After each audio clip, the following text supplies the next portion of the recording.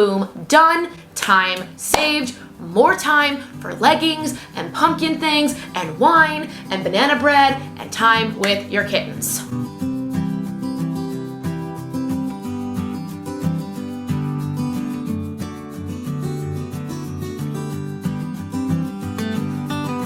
Hey you guys, and welcome back to my channel. If this is the first time seeing my face, please make sure it is not the last by clicking that little red subscription button and the bell down below to be updated for each and every future video. I am filming this on a Saturday, and yesterday completed our 4th week of in-classroom face-to-face teaching.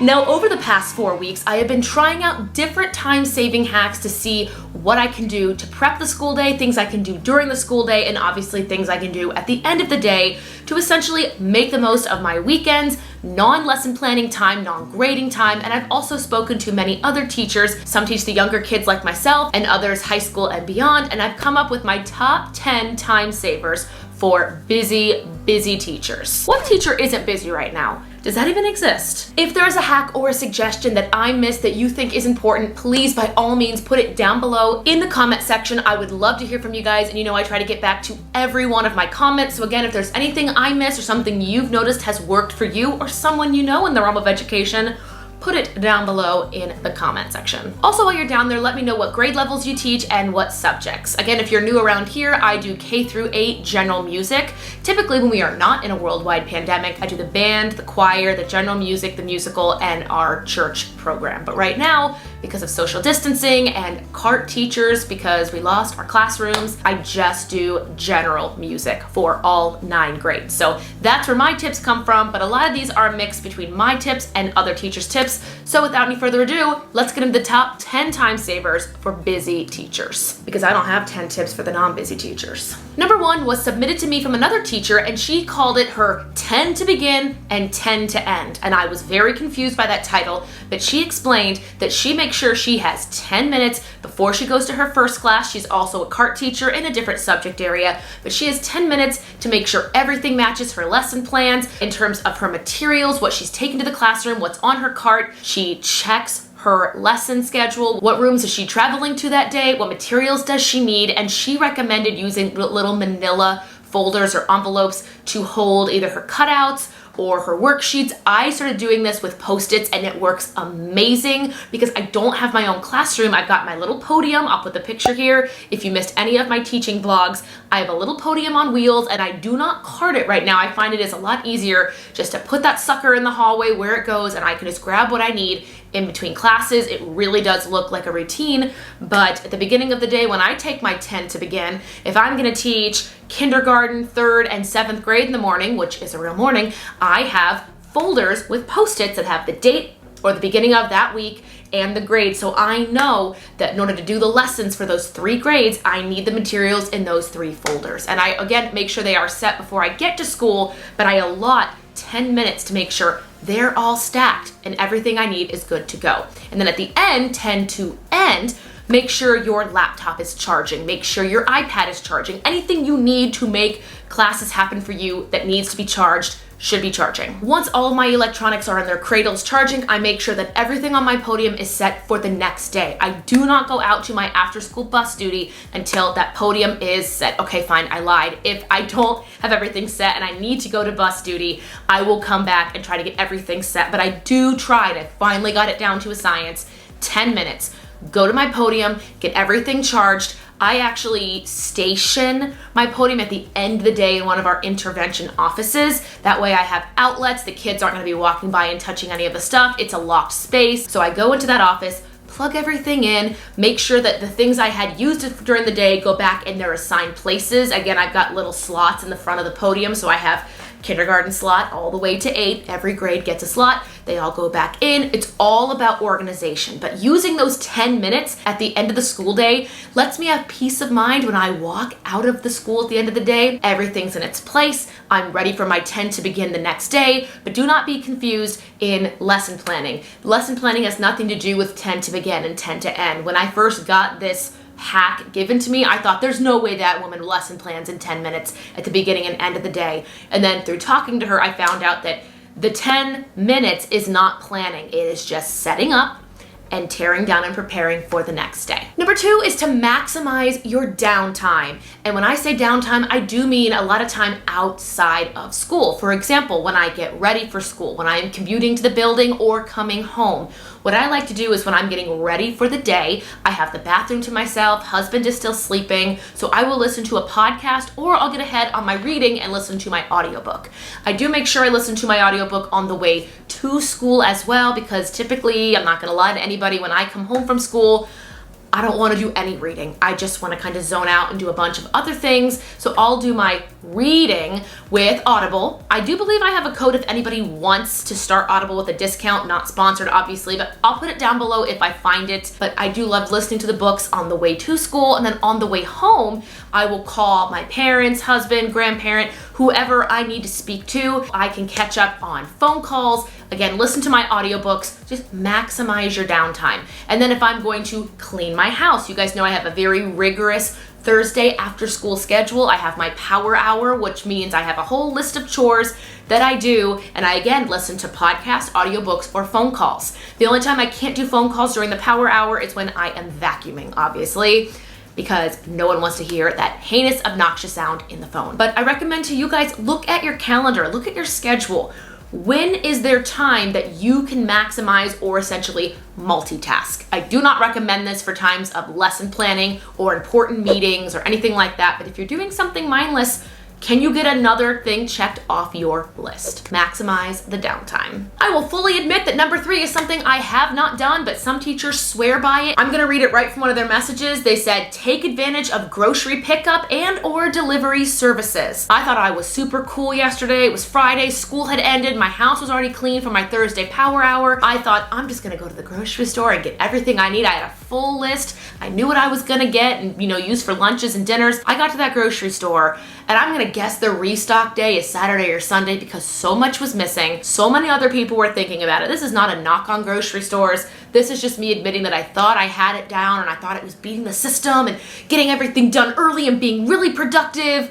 And it took me an hour and a half to try to figure out what I could get in place of things that were missing with recipes and things I needed for meal prep. So if you have the convenience and the means to use grocery pickup and or delivery, several other teachers swear by it. If you use it, please let me know how it works down below in the comments. I know some places don't charge you, some places do.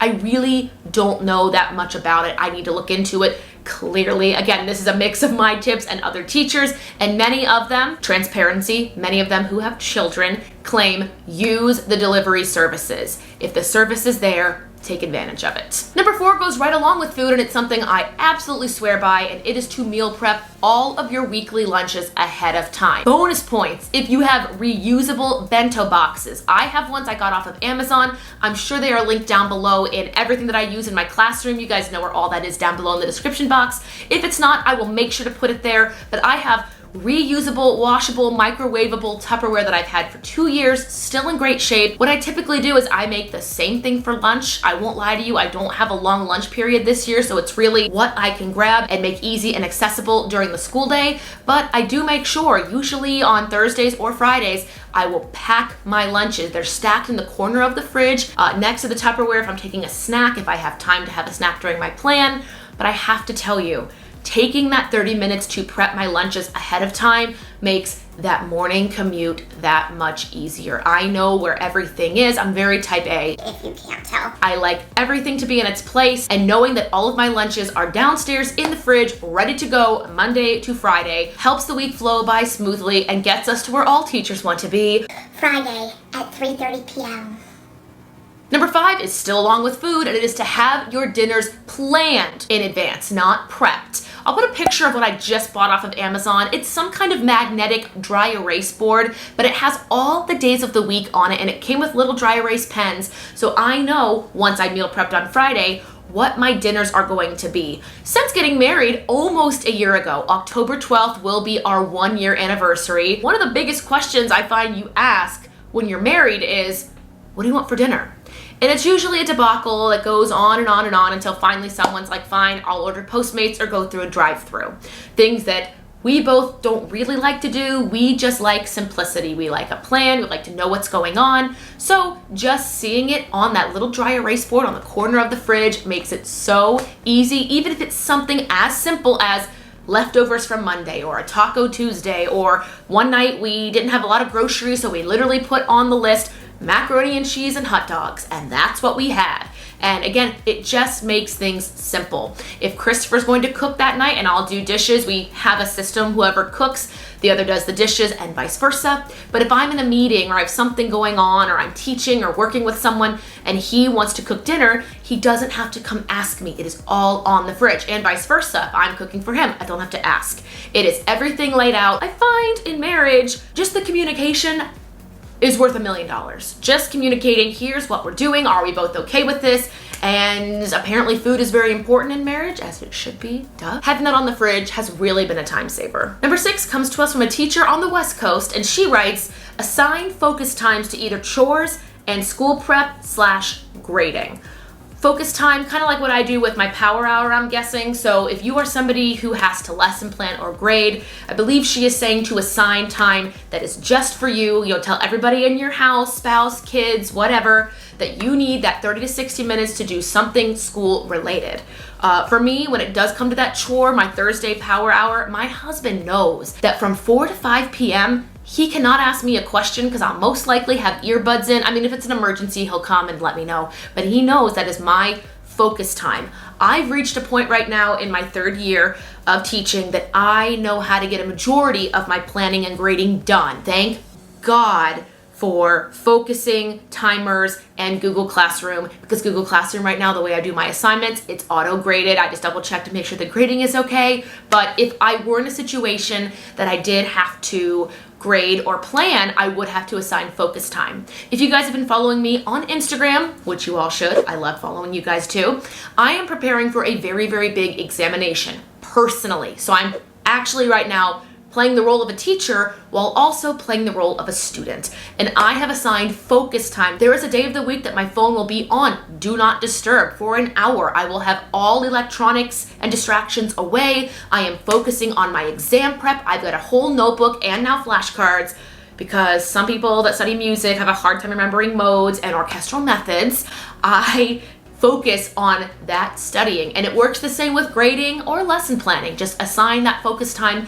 And it also helps if you assign focus time to self-care, I have found, because if I don't assign time to it, chances are I won't do it. Number 7 is to batch errands that involve going outside the house. One of my big rules of 2020 is if I have to put on pants, I need to know everything I have to do outside the house. And ideally, I want to get them all done in one swoop. So those pants go on one time, and then we're back to leggings, sweatpants, pajamas, and other things that I wear with no shame. But from a time standpoint, it really does help to know what do you have to do that involves going outside of the house. For today, I knew I had 3 errands and an oil change. So I made a list of where I was gonna go for all my errands, went to Valvoline after, got everything done. I'm currently in jean shorts, and I had a graphic tee on before, but I decided to put on a sweater to look a little bit nicer for the fall weather. But again, I knew where I was going. I had it all on a list, and now I don't have to go out anymore because all those errands are done. It also helps, again, like I've mentioned, Thursday's cleaning and Friday is grocery shopping.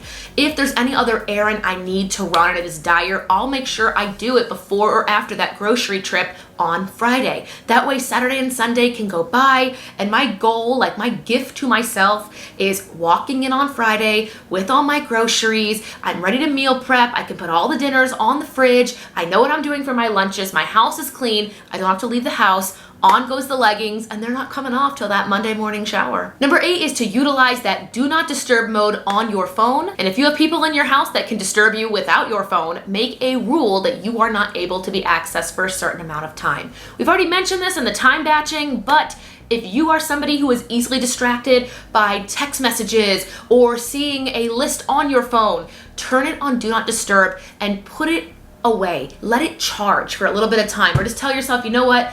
I'll go back and check my phone on a break. If you haven't yet heard about this, it's called the Pomodoro technique. It is where you can set a timer for 25 minutes and focus on one task, and then take a 5-minute break, and then repeat that process over and over again. If you're doing this, I recommend putting your phone on Do Not Disturb for the 25 minutes of the Pomodoro, and then if you want to, have a seat drink some of your water, check your phone for 5 minutes, and then click it back on Do Not Disturb and go back to do what you need to do. Number 9 is one that I received a lot, and it is ask for help, ... We can't do it all. I'm just very much the person that wants to get everything done. I'm a big girl. I can do all of these things. And I know many teachers that are like that. But at the end of the day, you can only do so much. Also, side note, I'm sorry if the lighting keeps changing, the sun keeps going behind the clouds, and I'm all about trying to use the natural light now that I get the window in the office. I also hope the audio is better in this video because in my last video, it was absolute trash and you guys were so nice in not saying anything about it. But my last and final tip on my top 10 is to write it down. If you have to have a notebook, a calendar, a Google Calendar, whatever you need, please get it written down and off your mind. I love Google Calendar because it sends a text or a notification to my phone 30 minutes before the task or appointment or something. And I actually have Monday to Friday, I have a task tab. So if there's something I needed to do or a chore or something that was out of the ordinary, I put it in the task tab. So every weekday, 6 to 7, I go in and I can see it. I'm also a huge component, you can't see it, of Post-its and dry erase. I've got multiple notebooks here. This might be a tad unhealthy, but one is for school as a teacher and one is for school as a student. But the point of this one is to get everything written down. I hate being that girl that thinks, what did I have to do? Oh, I didn't write it down. I don't know that number. I don't know that address. Can you look that up for me? I spend so much more time trying to figure out details of different life events than if I had just written it down and everything is there. For example, if you have an appointment, put it in your Google Calendar. There's a feature on Google Calendar where you can put the address. So when you get the alert on your phone, it'll say, Kristen, you've got an eye appointment, and you can click address below it and there's how you get to your optometrist. Boom, boom, done, time saved, more time for leggings and pumpkin things and wine and banana bread and time with your kittens. Anyway, those are my top 10 time savers for busy teachers. If I missed anything or you know something that would work and help other people out, let me know down below in the comment section. I will try to get back to each and every comment. Once again, if you've not yet done so, click that subscription button down below. And if you like this video, please help it out by giving it a huge thumbs up. It really does help out the videos on this channel as we are less than 150 subscribers away from the big 10K. I am so excited for that, you guys. I've got a big giveaway coming for it. So if you've not yet done so, click the subscribe button, hit the thumbs up button, leave me a comment. Have a great day, and I will see you in the next video. Bye.